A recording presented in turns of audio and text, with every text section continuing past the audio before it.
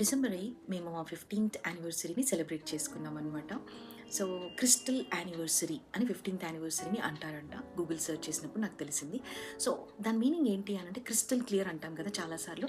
అంటే మనం ఇలా చూస్తూ ఉన్నప్పుడు ఇవతల వైపు కూడా అంతే ట్రాన్స్పరెంట్గా, అంతే క్లియర్గా కనిపిస్తారు. సో మరి మా రిలేషన్షిప్ అలా ఉందా అని చెప్పి నేను సెల్ఫ్ చెక్ చేసుకున్నాను అనమాట. Because all these years we travel together కదా. సో ఎన్ని మెమరీస్ని, ఎన్ని మంచి బ్యూటిఫుల్ మెమరీస్ని క్యాప్చర్ చేసుకోగలిగాను అని సెల్ఫ్ చెక్ చేసుకున్నాను. సెల్ఫ్ డిసిప్లిన్ అంటాం దాన్ని.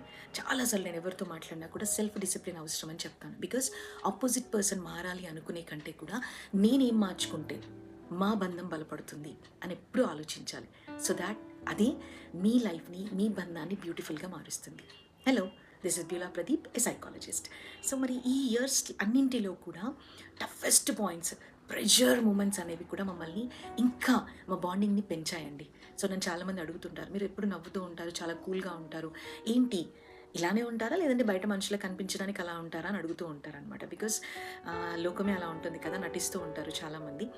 But over the years people came to know that వీళ్ళిద్దరూ ఎప్పుడు అలానే ఉంటారు అని చెప్పి. సో మరి దాని సీక్రెట్ ఏమంటారు?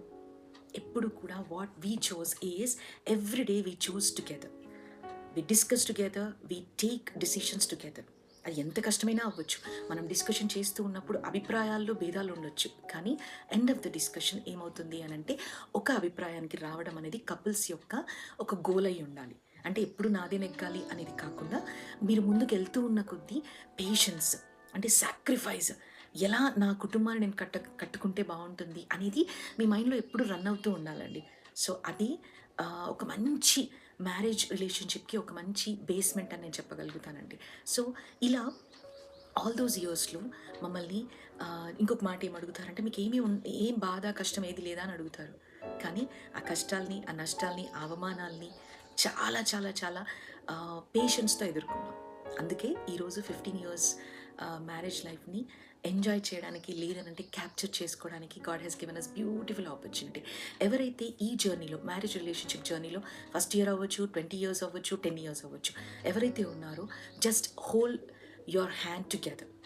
ఎందుకు అనంటే మీ సమస్య మీకు మాత్రమే తెలుసుంటుంది కదా. ఒక్కసారి ఆలోచించండి.